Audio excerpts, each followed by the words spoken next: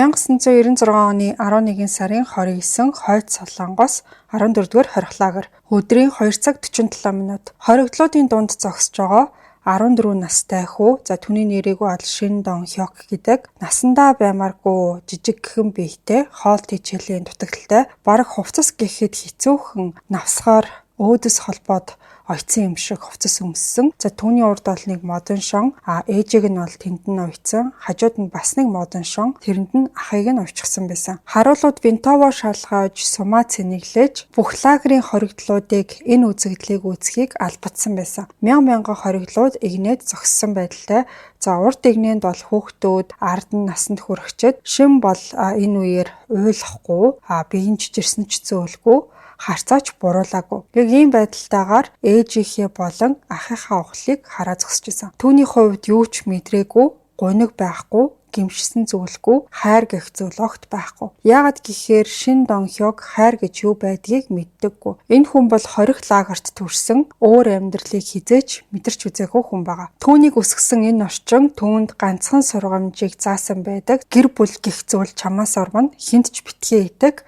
ганцаараа амьд үлд гэсэн сургамж байдаг. 3 сарын өмнө Шин гэх хүүгийн хийсэн үйлдэл яг энэ өдрийн аимшигтай зүйл рүү хөтлсөн байдаг. Тэр ээж болон ахыхаа талаарх мэдээллийг харуулуудад дамжуулсан учраас цаазаар ахуулах ял сонссон юм байна. Харуулууд нь бинтово өргөж Шин харин өөдөөс нь харж зогсоод нүүрэндээ ямар ч эмоцгүй хоосон харцаар ширтээ зогсдог.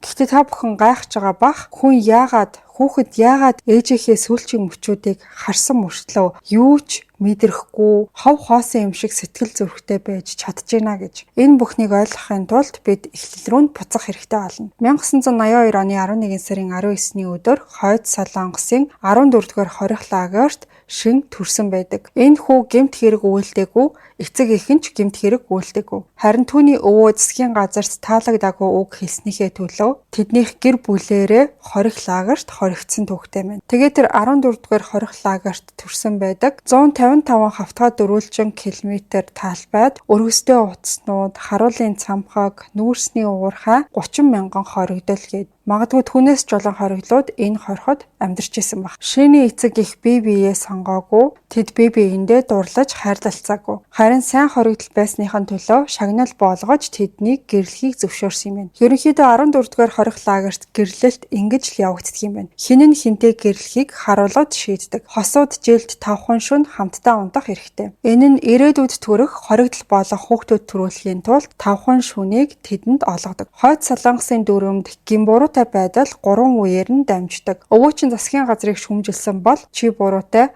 хүүхдүүд чинь ч буруутай, ач зээ нар чинь ч бас буруутайд тооцогдно. Шин өөрийг нь төрхөөс өмнө үйлдэгдсэн гэмт хэргийн төлөө буруутайд тооцогдож төрсэн хүү байсан. Түүний хамгийн анхны санаж байгаа зүйл нь өлсгөлөн байх явдал байсан. Тэр үргэлж өлсгөлөн лагерт өдөрт ердөө 600 калори олгодох хэмжээний хоол өгдөг. Энэ нь бол бүтэн нэг өдрийн хоолнд ганцхан Макдоналдсын Биг Мактэй тэнцэнэ гэсэн үг юм байна. Хүүхдүүд хулган, шавж гээд барьж чадах бүх зүйлээ барьж иддэг. Нэг удаа Шин үхрийн бааснаас эрдэн шишийн үр олоод тэрийгэ бол угаагаад идсэн байдаг. Тэр нь бол хэдэн 7 хоногийн турш идсэн хамгийн сайхан хоол нь байсан талаар хожим дурсан ярьсан байдаг. Харин хоёр дахь түүний санаж байгаа зүйл бол хүчирхийлэл. Багш нар жижигхэн алдааны төлөө сурагчдыг бол маш хатуу, заримдаа үхэлд хүрэх хэмжээний хүртэл шийтэгдэг байсан. Харуулууд дүрм зөрчсөн хоригдлуудад харгас арга хэрэгэлдэг. Шин 4 настайдаа анхны цаазаар авах ялыг нүдэрээ харж исэн юм. 5 ширхэг эрдэнэ шишийн үр хулгайлаад баригдсан нэг эмэгтэй цаазаар авахыг харж исэн. Бүх лагерийн хоригдлууд түүнийг дүүжлэгдэж байгааг харахыг бас албадсан.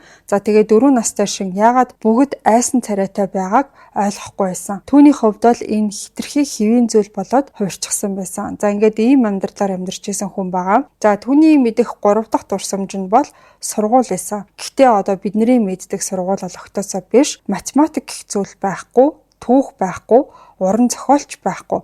За сургалтын хөтөлбөр нь болохоор ганцхан хичээлтэй. Тэр нь ердөөл 4 байсан. За нэгдүгээр дүрм нь оргох оролдлогыг харчаад мэдээллээгүй хүн бол шууд шийтгүүлнэ. Хоёрдугаар дүрм хоол хулгайлж баригдсан хүн эрхээ асуулж ноцтой сахилахын шийтгэл хүлээнэ. Гуравдугаар дүрм зөвшөөрөлгүй ямар ч зохисгүй харилцаа байгууламжийн журмын дагуу хатуу шийтгэлд хүргэнэ. Энэ мэтчил нь нийт 14 байдаг. За 6-наас хүртлээр бүгдийг нь цээжилсэн байх ёстой.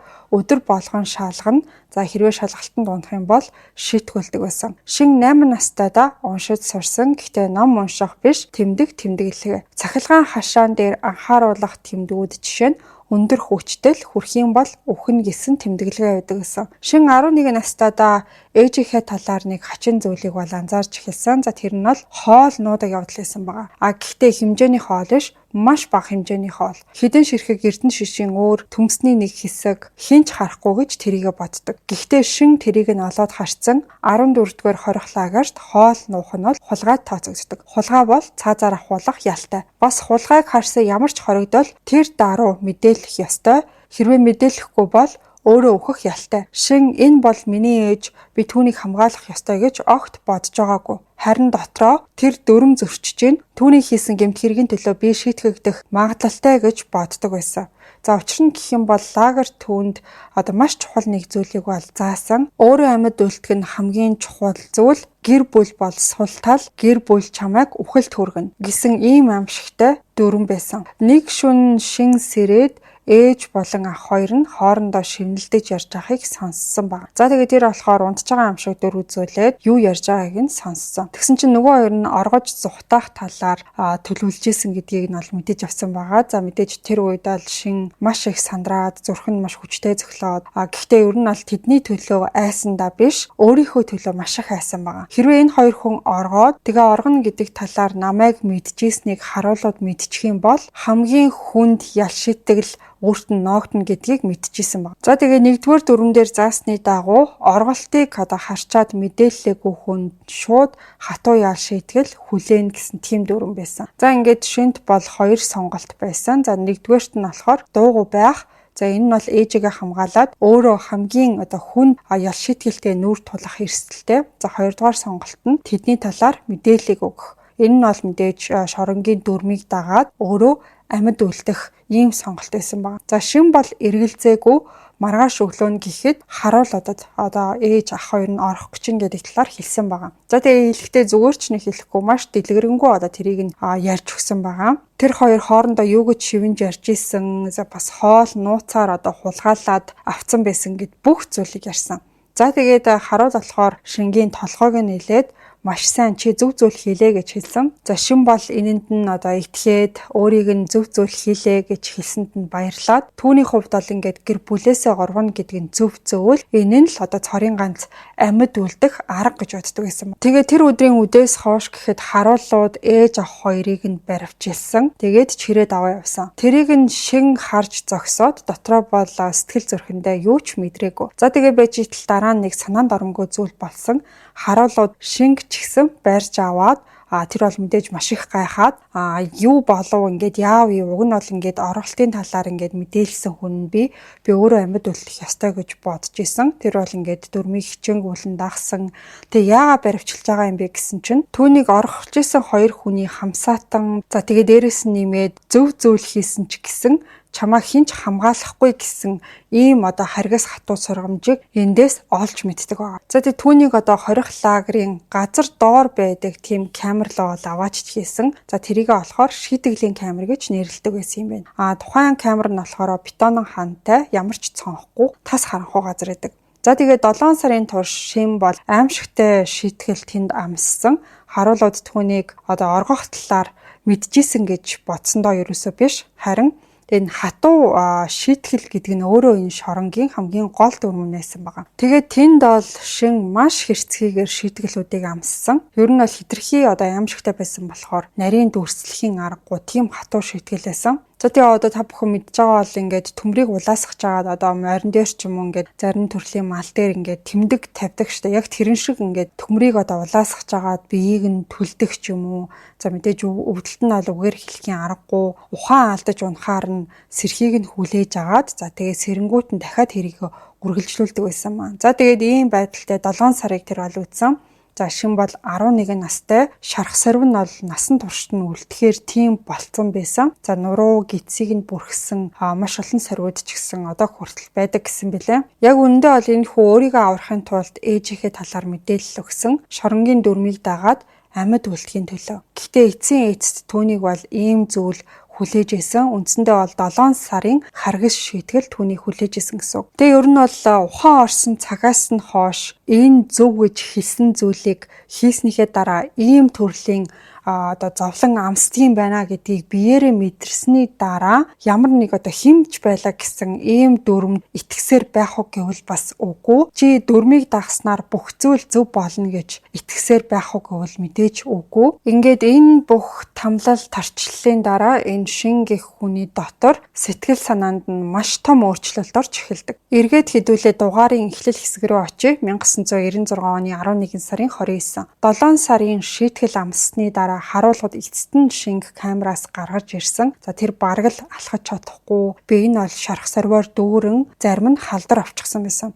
Тэр маш их жин хайсан 14 настай хүүхэд мөртлөө маш тийм ноцтой хэмжээний гэмээр хоол тэжээлийн дутагталд орсон байсан. Харуулууд түүнийг бол хорих лагерийн цаазаар авах талбайд аваачсан. За бүх лагерийн хоригдлууд бол аль хэдийнэ тэнд цугларчихсан байсан. Мянган хоригдол игнээ зогссон. За Шин урт талын игнээ рүү түлхэж гаргаад тэнд бол ээж ах хоёрыгоо олж харсан. За харуул тэднийг гэмт хэргийг нь зарлаад шоронгоос орохыг заасан. Орох талаар хоорондоо ярилцсан гэж хэлээд за ял шийтгэл нь бол хамгийн дээд ял гэж зарлтгаа. За Шин бол тэднээс ойролцоогоор 10 м гаруй зайд зогссон байдалтай. Ерөнхийдөө нүрийг нь бол тэр чигт нь тодорхой харах хэмжээний ойр зогсоосон гэсэн үг. За ээж нь бол Шин рүү хараад, Шин бас ээж рүүгээ хараад тэдний бол харц хоорондоо тулгарсан. За тэгээд 7 сар зовсны дараа бараг ингээд амь насаа бүр алдах хэмжээний тийм хэцүү нөхцөл байсныхаа дараа яг одоо ингээд олны нүдэн дээр болох байгаа зүйлд гимшсэн, харамссан ч юм уу те эсвэл айсан зүйл одоо нүүрнээс нь илрэх байх гэж бодсон ч тийм зүйл огт байгаагүй. Шин бол юу ч мэдрээгүй. Түүний хувьд бол одоо ээж ахтай хайртай ч гэдэг юм уу тийм зүйл байхгүй, гониглаагүй, гимшээгүй, харин маш их ууралтай байсан. Энэ хоёр хүн оргох гэж оролцсонд нь тэр бол ууралсан. Тэдний хийсэн үйлдэл өөрийг нь зовлон дунгаасанд ууртай байсан. Ер нь бодоод үзэхэд ингээд энгийн амьдрал дээр ээжийнхээ сүүлийн мөчүүдийг харж байгаа хүүхэд бол сэтгэлийн одоо асар хүнд шарх авах нь бол мэдээж хүмүүсийг одоо болиулахыг оролдоно, тэмцэн. За ингээд ийм зүйл харсныгаа дараа бол насан туршийн тийм одоо травматай болж үлдэнэ гэдэг нь бол ойлгомжтой. Гэхдээ Шин бол энгийн хүүхэд биш байсан. Энэхүү 14-р хорих лагер бол түүнийг ээжигээ одоо аюул занал гэж харахаар өсгсөн байсан. За тэгээд харуулууд буугаа өргөөд Шин хараа зогсож явах үед нь бууны эхний одоо сум нь бол тавигдсан. Ингээд ээж рүү нь буудаад ээж нь бол амь тавьж хөдөлгөөнгүй болсон. За дахиж нэг буудаад ахыг нь хөнөөж ингээд ах нь бас хөдөлгөөнгүй болсон байгаа. За дараа нь бол тэнд цугларсан бүх хүмүүсийг тараагаад Шин бол өөрийнхөө энгийн камер руу алхаж очсон. Тэр шөнө нь бол тэр хэдэн сарын дараа ингээд анхудаага маш 50 унтсан тийм шөнөнээс юм байна. За ягаад гэх юм бол ээж болон ах нь тэнд байхгүй. За тэгээд түүний хувьд бол ингээд аюулгүй амьдрал нь цаашдаа үргэлжлэнэ гэсэн үг. За энэ 14-р хорих лагерт бол юу ч зогсох ёсгүй байдаг. Шин бол шууд ажилд оногдсон. За тэр нь болохоор үйлдвэр дээр эсвэл уурхай дээр ер нь хаана хэрэгтэй байна тэнд ажиллах хэрэгтэй болдог. Өөрийнхөө ээж болон ахыхаа сүүлчийн мөчүүдийг харчаад юу ч мэдрээгүй хүн дахиад ер нь ямар нэг зүйлийг мэдрэх, шаналах, зовох, баярлах гэх зүйл байх болов гэсэн асуулт гарч ирж байгаа бах. За энэ одоо зүйл бол 7 жилийн дараа өөрчлөгдсөн байгаа. Шин 21 настай байх үед урд нь огт мэддэггүй байсан ертөнцийн тухай түүнд ярьж өгсөн хүнтэй одоо уулздаг. За түүний амьдрал 21 жилийн турш өдөр болгон бол ижил байсан. Тэр өглөө 5 цагт босдог, нүүрсний уурхайд 12 цаг ажиллана. За эрдэн шиш байцаанаас бүрдсэн ганц хоол идэнэ. Тэгээд дараа нь унтана. За энэ бүхэн бол дахин өдөр болгон давтагдана. Тэднэрт бол амралтын өдөр гэж байхгүй, баяр ёслол байхгүй, найдвар найдлага гэж зүйл огт байхгүй. Шин энэ орчинд өсөж төрсөн учраас түүнд бол хизээч эргэлзэх зүйл гэж байгаагүй. Яагаад гэхээр өөр зүйл оршин тогтнодог гэдгийг тэр бол огт мэддэггүй. За тэгээ байжсэн чинь нэг өдөр Пак Ён Чол гэдэг хүнтэй бол тэр танилцсан. За Пак болохоор шинээр орж ирсэн хоригдлээсэн. За тэгтээ бол тэр бусад хүмүүсээс тэс өөр. Тэр бол хорих лагерт төрөөгүй. Гадны ертөнцид амьдарч исэн хүн байсан. Хойд Солонгосын нийслэл Пхёнgyанд амьдарч исэн хүн байсан юм байна. За тэр бол хятад руу явж исэн ертөнцийг ер нь бол үзэж харсан. Одоо энэ хиний хувьд ч одоо шингийн хувьд бол мэдээж шал өөр ертөнцийн хүн юм шиг тийм хүн байсан байгаа. За Пакийг бол уурхайд шиний хажууд ажиллуулахаар тамилсан юм байна. За тэгээ тэр бол яриа одоо өрнүүлж хэлсэн. За эхэндээ шин бол түүний яриаг нь огт сонсохгүй хитрхи их ярьдаг хоригдлууд шийтгэл хүлээдэг болохоор энэ Пак гэх хүн ч гэсэн өөрөө бол маш тийм болгоомжтой харуулууд одоо ярьтаж ирээгүй үед тэгж шивнэж ярьдаг байсан маа. За тэгээ Пак хятадын тухай ярьдаг. За тэгэл хотуудын талаар ярьдаг. Шин ер нь өмнө нь хизээж сонсож байгаагүй зүйлсийн тухай ярьж өгдөг. За гэхдээ хамгийн их ярьдаг зүйл нь бол хоол байсан. За тэгэл шарсан дахиа шовууг одоо бүтнээр нь шараад идэх. Тэрийг нь шарахаар одоо ингээд арьс нь шаргалтаад яаж ингэж гоё тосонд шардаг талаар ярьж өгдөг. За тэгснээ ингээд чи ганцаараа бүгдийг нь идэж болно гэд төсөөлтөө хинч чамайг згсоохгүй, хинч булааж авахгүй, гахааны мах, үхрийн мах, цав цагаан өнгөтэй, цэвэрхэн цагаан будаа, жинхэнэ ногоотой, муудсан биш, халуун чүлэнд хийсэн гоймон гэх мэт одоо идэх зүйлүүдийг бол ингээд нүдэнд харагдтал нь ярьж өгсөн байгаа. За шингийн хувьд хамгийн итгэмээргүй байсан зүйл нь юу гэхээр ядуу хүмүүс ч гэсэн ингэж одоо өдөр болгон иддэгэ гэж хэлсэн байна. За шин бол 21 жилийн турш одоо төрснөөс хойш гэсэн үг шүү дээ. Хизээч цацтлаа идчихснээ сандаггүй бүр нэг ч удаа цацтлаа идэж байгаагүй. Тийм болохоор энэ бүхэн түүний хувьд одоо бүр ингээд үлгэр домог шиг сонсогдчихсэн байгаа. Харуулууд хүртэл махыг өдөр болгон иддэггүй. Гэхдээ Пак бол энэ бүхэн үнэн гэж тангаргалдаг. Ягаад тэгэхээр тэнд би өөрөө байсан, өөрийн нүдэрээ харсан. За тэгээ энэ мэтчлэн одоо хэдэн 7 хоногийн турш Пак бол тэр өөр ертөнцийг шинд дүрсэлсээр байсан. Хотууд, барилгууд, машинууд, телевиз гэд ер нь өөрийн үзэж харсан бүх зүйлээ ярьж исэн. Гэхдээ шин гэх хүнийг татчихсан зүйл нь одоо эрхчлөө хийсвэр ойлголт ерөөсөө биш, хамгийн гол зүйл нь хоол байсан баг. 21 жилийн турш шин болохоор өдөр бүр одоо ингээл агшин хорон бүрт хоолны тухай бодсоор ирсэн. За илүү нэг эрдэнэ шиш олж авах тухай боддог, хулган байраа, төмөс хулгайлах. За харин ингээд одоо Пак одоо өлсгөлэн гэж байхгүй газар байдгаа гэж ярьсан нь бол маш онцгой санагдчихсан. Пак тэгээ тийшээ яаж хүрэхийг бол тайлбарлаж өгсөн. Хаашаа давж оргож гарах, за хойд зүгтэл хятадын хил хүртэл явна, гол гатлан за тэгээ эрх чөлөөндөө хүрнэ гэж хүртэл хэлжсэн маа. За шингийн хувьд бол ганц л зүйлийг хүсэж исэн нь бол гиз цатгалан байх зүйл байсан. Гэхдээ тэр урд нь ингээд орголтын тухай сонсч исэн, тэгээ нөгөө цахилгаан гүйдэлтэй хашаанд хүрч өгсөн хүмүүсийн тухай сонсч исэн. За тэгээд харуулуудад буудуулсан хүмүүсийн тухай ч гэсэн сонсч исэн. Амжилттай оргосон хүний тухай бол тэр хизээж сонсч байгаагүй юм. Гэхдээ Пак бол мэддэг. За хашааны сул цэгүүд хаана байна? Харуулууд хизээ анхаарал нь сарнидаг уу? Хил давж гарах аргууд, за бас мөнгөний тухай ярьдаг байсан. Мөнгийг бол ажил хийгээд, за ресторанд ажиллаад гэх юм уу те, дэлс бол ажил хийгээд ингээд мөнгөтэй олчвол тэрүүгээрээ хүссэн зүйлээ худалдаж авч болно гэсэн ойлголтуудыг хүчээсэн. Урд нь огт мөнгө хэрэгжилж байгаагүй болохоор мөнгөний талаар ойлгохгүй байгаа ч гэсэн хоолыг бол тэр маш сайн ойлгож байсан. За ингээд амьдралдаа анх удаа шин өөр мэдрэмжийг мэдэрч эхэлсэн. Өлсөхгүй, айдасгүй тийм орчинд амьдрахын тулд тухайн одоо 14 дугаар хорих лагераас гарахыг хүсэж эхэлсэн. За тэгээ дараагийн хэдэн 7 хоногийн турш шин болоо бэлтгэж эхэлсэн. За тэр өөр нэг хоригдлоос хувцсыг нь хулгайлаад өөрийнхөө тэгтээ бараг нэг ялгаагүй байсан л да. Зүгээр л арай тийм баг урагдсан хувцс байсан. Тэгээ тэр хувцснуудаа одоо өөрийнхөө унтдаг дэвсгэрийнхээ доор нуугаа тавьсан. За тэгээ дараа нь тэр гутал хулгайлсан. За тэр нь болохоор арай тийм зузаан дугуйлтай жинхэнэ гутал байсан. Тэгчээ тэр бол хашааг ажиглаж эхэлсэн. Харуулуудын эргүүл хөдөлгөөнийг ч гэсэн судалсан. Ээлж солигдох үеийг анзаарч тэд нар одоо хамгийн их ядарсан үеийг хүлээж эхэлсэн. За тэд бол нэг сард оргож гарахаар төлөвлөсөн юм байна. Шинэ жилийн баярын өдрүүдээр харуулууд бол арх уун. За тийм анхаарал бол маш тийм сул алдсан, хяналт бол багтаа олцдог. За тэр үед л тэр хоёр хөдлөе гэж шийдсэн. Шин бол хэдэн 7 хоног хүлээж угаасаа чадна.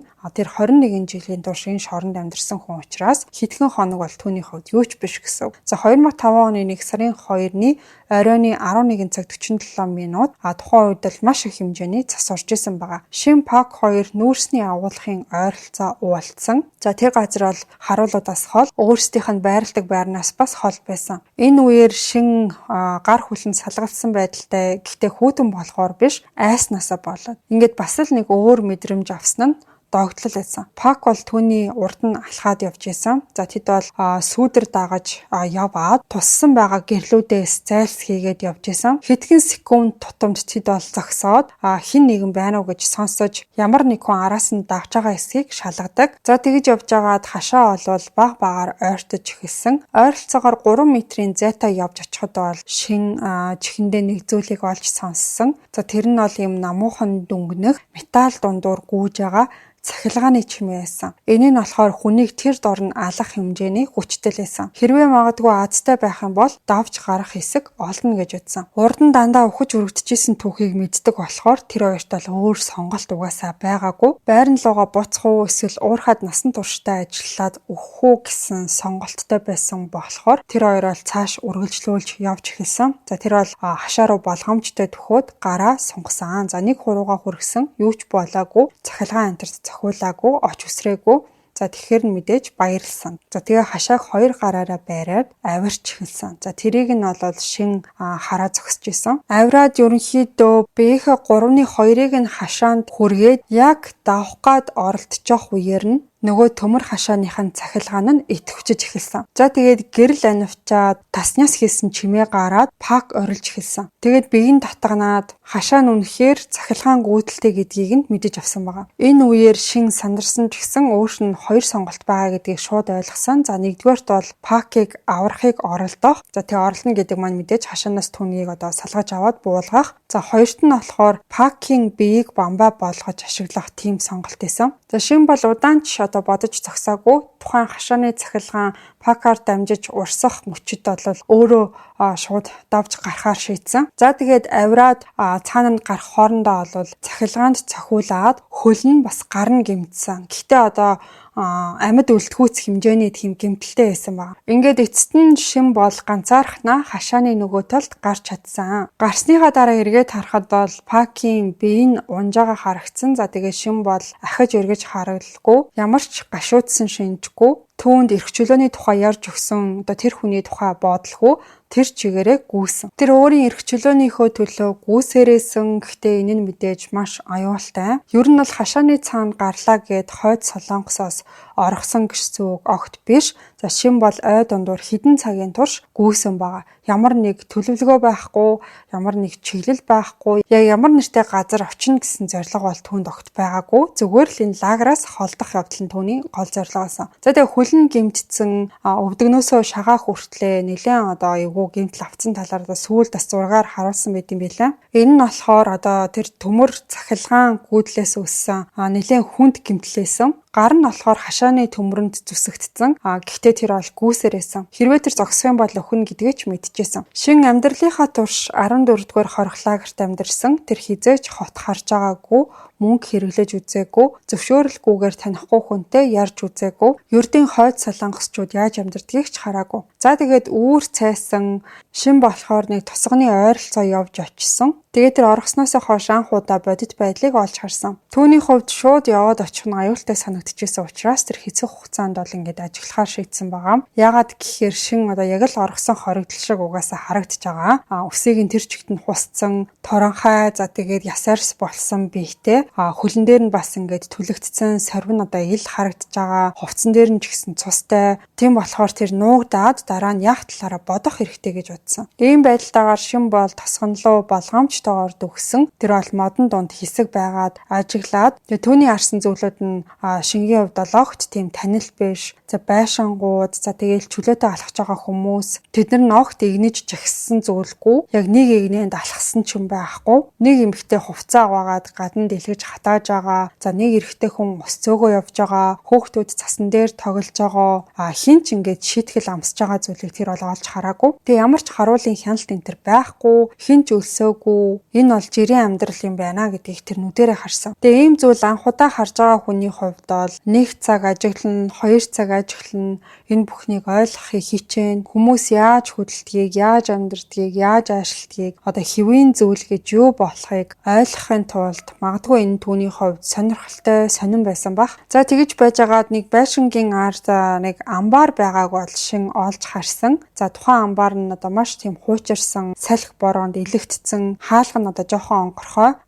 Тэр бол харанхуй болохыг ямар ч хэсэг эхний ээлжинд хүлээгээд. За тэгээд харанхуй болсон даруйд бол маш хурдан тийшээгээ бол яваад орсон. За амбарт нь болохоор тийм өвс энтер ингээ овоолоо тавьсан. За тийм малын үнэртэй. Яаж ч удсан одоо гадаа байснаас бол дулаахан байсан. Бараг л түүний үед тухтай юм шиг санагдсан байна. Тэгээ тэнд бол хананд хадагдсан байсан нэг дээгэн дээр цэргийн одоо дөрөмт хувцас өлгөөтэй байхыг харсан. За тэр дөрөмт хувцсан гэхдээ маш тийм хуучин, элэгдсэн, ногоон өнгөтэй тийм даван хувцас байсан. За тэгсэн мөртлөө өнгөө алдсан. Гэтэ яа харахгүй одоо энэ хойд солонгосчуудын өмсдөг жинхэнэ ийм дөрөмт хувцас байсан байгаа. Шин ийм зүйлийг хараад одоо их баярлаж хүлээж авах чашаа. Яагаад гэхээр яг ийм хувцастай хүмүүс тэднийг одоо гол тарчлааж исэн хүмүүс байгаа. Одоо яг ийм хувцастай хүмүүсээс л эдгээр хамгийн их айдаг байсан гэж хэлж болно. Гэхдээ эцэст энэ хувцас түүнийг одоо хамгийн гол аврах, түүний одоо хамгийн гол гарцна гэдгийг бол тэр ойлгож исэн байгаа. За тэгээ нөгөөх чинь шоронгийнхоо хувцаа тайлаад амбарынх нь нэг буланд үлдээ ичээд тэгээ цэргийн дөрөмт хувцсыг өмссөн. За өмд нь болохоор бүр хитрхий том. Тийм болохоор яг бүс хэсгээр нь олс хийж ууяад, дээд хөрм нь болохоор бас л томдоод ясарс болсон бэйн дээр нь бол маш тийм сул байсан. Гутал нь нэлээд тийм хатуу байсан ч гэсэн шинд бол азар таарсан байгаа. За тэгчээ маргааш өглөө шин бол амбаараасаа одоо гараад алхсан байгаа. Дөрөмт хувцастай байгаа. Дотроо айцтай байсан ч гэсэн энэ газар байх эрхтэй хүн шиг алхаж эхэлсэн. За тэгээд явж исэн чинь нэг тариачин бол түүнийг анх олж харсан юм байна. Тэгээд дөрөмт хувцсыг харсан даруйдаа нүд нь үл ялэг томроод дараа нь тэгээд бүхийгөөд ёсолсон. Энэ бол мэдээж хүндэтгсэн тохио байсан. Шинэ ч гэсэн хариуд нь толгой тохиод өнгөрсөн. Тэгээ нөө тариачин эрэхтэй болохоор огт асуултын дараа асуухгүй, дахиад ч харж зүрхлэхгүй, зүгээр л бүхий ч мэдчлээд цаашаага яваад гисэн. За ингээд ийм байдалтай шин бол дараагийн өдрүүдэд тосгонуудаар дамжаад явсан. Тэгээ тэгж явахдаа бол мэдээж үргэлж одоо хойд зүг рүү буюу одоо хил рүү төхөж явах тийм зорилготой байсан. Энэ үеэр нь мэдээж энэ дөрөмт хувцас гэх зүйл бол түүнийг хамгаалж исэн гол зүйл нь байсан. За хүмүүс түүнийг харчаад ингээд зай тавьж өгдөг, зарим нь бүхийгөөд ясалдаг, бос нь болохоор ингээд болж өгвөл харахгүй байхыг хичээж хажуугаар нь өнгөрдөг байсан. Хинч ямар нэг асуулт асуухгүй. За тэгээ боломж олдох юм бол шин ер нь бол хоол хулгайлцдаг, агуулхаас нэг ут будаач юм уу, за фермээс ногоо, нэг удаа болохоор нэг хөгшин эмэгтэй шинд бол шүл хийж өгсөн. Улсынхаа цэргүүдэд зориулаад гэж хэлээд одоо шүл говьмтой шүл хийж өгсөн юм байна л да. Тэгээ нөгөөх чинь толгой тохиж баярлалаа гэдгээ хэлээд хинч харахгүй газар нэг байшингийн ард суугаад нөгөө халуун шүлээ бол идсэн баг. Ингээд энэ халуун шүл бол түүний хэдэн 7 хоногт магадгүй одоо бүх амьдралдаа идчихсэн хамгийн сайхан хоол нь байсан багт. За тэгээ шин заримдаа явж байгаад яг жинхэнэ цэргүүдтэй таардаг байсан. Тэр үеэр бол мэдээж маш их сандраад харангуйтаа шууд таньчих үедээ таних юм бол намайг одоо барьж аваад ингээд бүх зүйл дуусна гэж айж исэн байгаа. За гэхдээ цэргүүд болохоор зүгээр л толгой тохиод ингээд винтлээд өнгөрдөг. Зарим нь бол бүр ингээд огт тоосон шинжгүй зүгээр л ёслох төдий болоод өнгөрдөг байсан. За ингээд хойд солонгос гэх улсад бол энэ цэргийн дөрөмт хувцас гэдэг зүйл ерөнхийдөө бол ингээд одоо бүх утга учир юм шиг байсан гэдгийг яг энэ түүхээс бол харж болохоор байна. Нөгөө хувцсныхаа ачаар шин бол цаашлаад ингээд хойшоогоо алхсан, чигээрээ байсан. Тэгээд явах замдаа бол баахан нөгөөдөг чи юм цуглуулад жижиг сажиг зүйлийг ингээд нэг нэгээр нь аваад ерөнхийдөө бол тухайн үеийн үнцэнтэй байж болох зүйлүүд юу гэхээр одоо тамхи гэх зүйл бол ингээд заримдаа л олддог зүйл байсан юм байна. За тэгээ орхигдсон барилгуудаас эсвэл одоо агуулгуудаас одоо ямар нэг зүйл хулгайлна. Тамхи гэдэг зүйл нь хойд солонгост ер нь валют гэж нэрлэгддэг байсан. За тэрнээс гадна нөгөөх чинь хоол мөн өөртөө авч явах боломжтой юм хүнсний бүтээгдэхүүн хатаасан эрдэн шиш, даршилсан ногоо, за нэг фермээс хулгайсан жижиг ууттай будаа гэд баг багаар ол нөөцлөл одоо аваад исэн баг. Энэ бүх зүйлийг гэхдээ өөрөө идэхтэй биш, харин нэг зүйлийг хийхэд бол ашиглана гэдгийг тодорхой байсан. Түүний мэдчихсэн зүйл нь юу байсан гэхээр харуулууд байнга өлссөн байдаг. Тэд нар бол ядуу, тэгээд авилга, хэл хахуул бол авдаг. Гэхдээ мөнгө бол авдаггүй. Хоол, тамхи гэх зүйл бол бүр алтнаас ч илүү үнэтэй. Тэр зүйлдээ шин бол бэлдчихсэн гэсэн үг. Ерөнхийдөө ингээд хахуулаад өөрөө бэлдээ яваад исэн гэсэн үг. За ингээд хэдэн 7 хоног өнгөрсөн, шин бүр сүүлдээ цаг хугацаагч анзаархаа болсон. Хэдэн сар явсны эцэст шин бол түмэн гэд голд явж очсон юм байна. За тухайн үед одоо өвөлэсэн болохоор гол нь бол ингээд бүхэлдээ хөлдөөд мөсдсөн. Яг ийм маягаар одоо мөсөн гол бол хятад болон хойд солонгосын хилийн зааг гэдээ ойлгочих болно. За тэгээ нөгөөдөг чинь явж байгаад хилийн харуулууд винто барьсан одоо ирчүүдийг бол олж харсан байгаа. За тэгээ олж харсныхаа дараа хэдэн өдрийн турш тухайн хүмүүсийг бол ажиглаж эхэлсэн, судалсан. За харуулууд эргүүлд хизээ гаардаг. Гэхдээ заримдаа бол ингээл тасралтгүй байгаад байдаг хүн байна гэдгийг нь бол олж мэдсэн. Дунд нь завсар цай байгаа юм байна гэдгийг ойлгосон. Бөөндөө нийлээд галын дээргээд дулаацдаг юм байна, тамхи татдаг юм байна, ярилцдаг юм байна. Тэгэж байжгаад шин бол өөр нэг зүйлийг анзаарсан байгаа. Харуулууд ерөнхийдөө өлсгөлэн бас юм даарцсан харагдчихсан. За халуун хоол эсвэл нэг хайрцаг тамхины төлөө юу ч хийхэд бэлэн юм шиг харагдчихсан. За ер нь бол ихэнх одоо энэ шин шиг ийм орж байгаа хүмүүс бол нуугдах маягаар сэмхэн одоо хил даваад цутаахыг боддог бол шин өөр арга хэрэглэхээр аль хэдийнэ шийдчихсэн байсан. За тэр бол шууд харуулууд руу алхаад яваад очисон. За тэгсэн чинь нэг харуул бол гарч ирээд бичиг баримт нэгсэн. Шин дугаасаа ямар ч бичиг баримт байхгүй, ямар ч үнэмлэх байхгүй. Тэгээ нөгөөх чинь одоо үг дууралгүй цүнхрүүгээ аажмаар гараа хийсэн. За тэгсэн чинь нөгөө харуул болохоор ямар нэг одоо буу зэвсэг ч юм уу одоо биед халдах зүйл гаргаж ирэх чинь гэж бодоод бууга одоо бэлэн байдалд ингээд шилжүүлсэн ба. За тэгсэн чинь шин болохоор цүнхнээсээ хоол гаргаад ирсэн. За тэр нь бол жижигхэн ууттай будаа, даршилсан ногоо, тэгээд 2 хайрцаг тамхи байсан ба. Энэ нь болохоор шингийн сар гаруй турш одоо цоглуулсан хүнс байсан. Тэгээ тэр бүх зүйлээ нөгөө харуул руу юу ч хэлэхгүй одоо ингээд майгээд өгсөн. За харуул болохоор тухайн хоолыг харсан, тамхиг нас харсан. Тэгээд дараа нь болохоор шиний царайлыг харсан баг. Энэ бүхнийг хараад мэдээж тухайн одоо хилийн харуул маань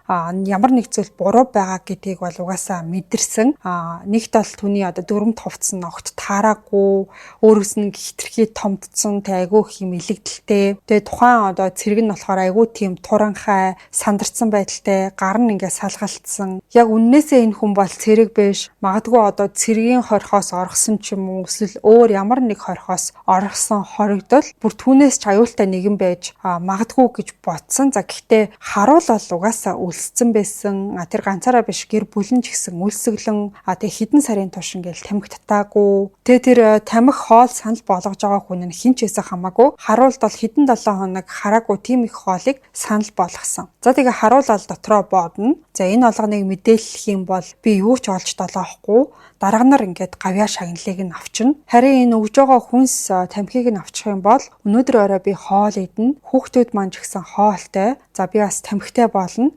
За эрсдэл нь гэх юм бол хэрвээ энэ хүн дараа нь баригдах юм бол ухаан хилийн харуул шийтгэгдэх магадлалтай. Гэхдээ тэр бол ирээдүйд гарах асуудал. За өлсгөлэн бол яг одоогийн асуудал байна гэж бодоод харуул бол хоолыг авдаг байгаа. За тамхиг нь ч гэсэн авсан. Тэгчээд тэр дарга нар нь энэ тэндээс харж байгаа эсхийг шалгаж эргэн тойрноо анзаараад тэгээ шин хэн болохыг ерөөсөө огт асуухгүй, хаанаас ирснийг нь ч гэсэн асуухгүй, бичиг баримт нэхээгүй. За учир нь гэх юм бол тэр мэдхийг огт хүсээгүй.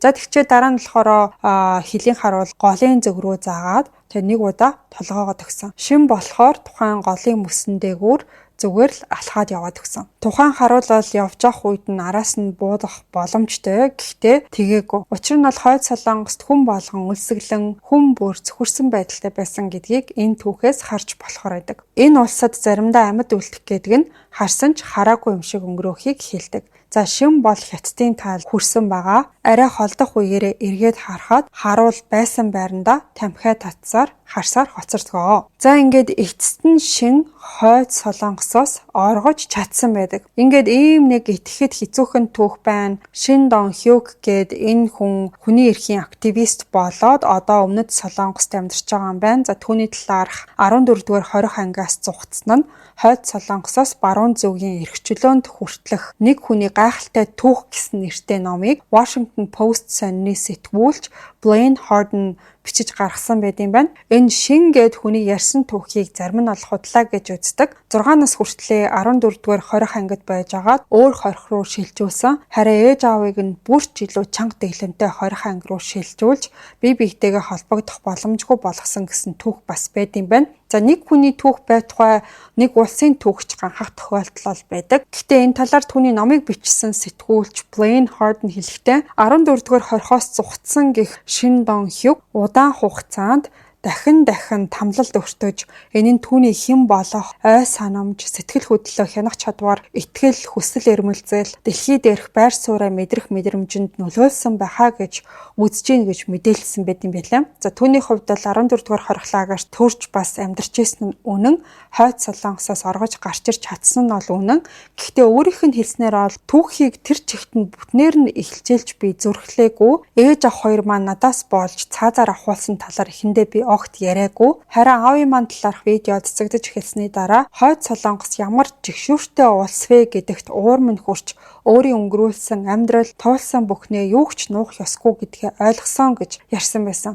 За хойд Солонгосын зүгээс 2012 онд юу гэж мэдэгдсэн гэхээр Шин Дон Хюк гэдэг нэртэй хүн манай улсад байгаагүй. Наад хүнийг чинь Шин Ингён гэдэг гэж хэлсэн ээ. Аавынх нь ярилцлага өгсөн бичлэгийг хийцэн байсан. За тэрэн дээр нь аав нь бол ярихдаа Шин шоронд өсөөгүй, харин нэг уурхайд ажилладаг байсан. Тэгээ 13 дахь охины хүчин дээд дараа нь хойд Солонгосоос оргож цухтаасан ээж ах хоёр нь нэг хүн амны гэмт хэрэгт холбогдоод дараа нь гин буруугүй гэдэг нь нотлогдсон гэд ярьсан байсан. За энэ видео бол шууд утгаараа энэ Шин Дон Хюк гэдэг хүнийг хойд Солонгосын талаарх мэдээлэл тараахаа болоод чимээгүй байхгүй бол одоо аав чинь бидний гарт байгаа алхад ямар ч асуудал байхгүй гэсэн утгатай гэж Шин өөрөө бол үздэм билээ. Хүчингийн хэргийн тухайд шал худлаа зохиомол зөвл урд нь бас хойд Солонгос ийм зохиомол түүх тараасан байсныг нь олж сонсч исэн гэж ярьсан байдаг. За хойд Солонгос гэх улс бол хэтэрхий одоо хаалттай мэдээллийг гадагш задруулахгүй хэтэрхий диктатуртай улс гэдгээр нь бид нар мэддэг болохоор Шингийн одоо түүх тэмч хол зөрүүтэй биш байх гэж бол бодсон. Та бүхэн энэ түүхийн талаар юу гэж бодов? За энэ хүний талаар магадгүй зарим сонсогчд маань сонсч байсан байх. За энэ улсын одоо зарим түүхүүд ингээд яа харахгүй сонирхол бол татдаг. Та бүхэн өөрсдийн сэтгэлдээ комент хэсэгт бичиж үлдээгээрэй. За ингээд өнөөдрийн дугаартай хамт байсан нийт сонсогчдод баярлалаа. Хэдүүлээ энэ хагас өдөр бас нэгэн сонирхолтой дугаараар эргээд уулзъя.